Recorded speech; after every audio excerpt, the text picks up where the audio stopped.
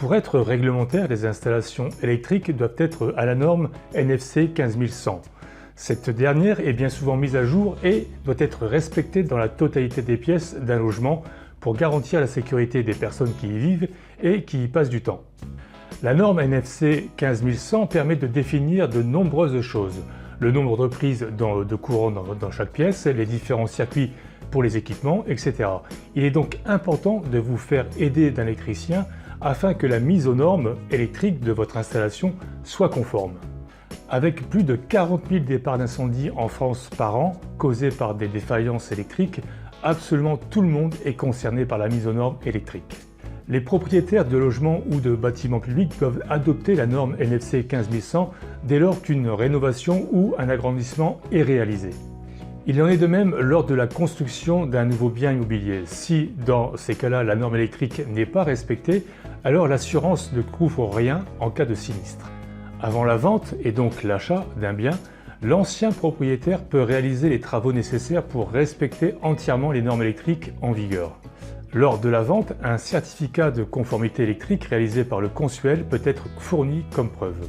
Si l'acheteur décide d'acquérir le bien en tout état de cause, alors c'est à lui que revient la réalisation de la mise aux normes électriques.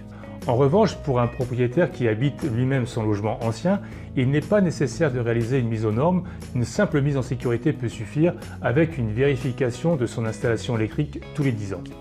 La mise aux normes électriques a un coût. Il faut en moyenne débourser 150 € pour la réalisation d'un diagnostic électrique. Pour une simple remise en état du réseau électrique, il faut compter près de 1 000 €.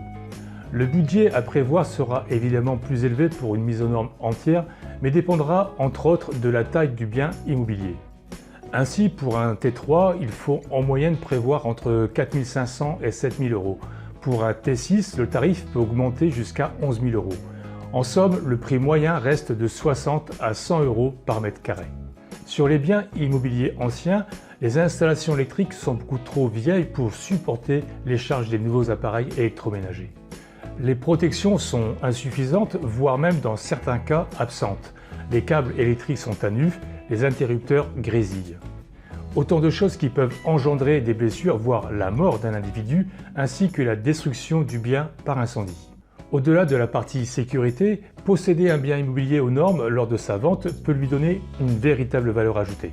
Beaucoup de potentiels acquéreurs ne souhaitent pas se lancer dans les travaux liés à l'électrique alors qu'ils viennent juste d'acheter un bien.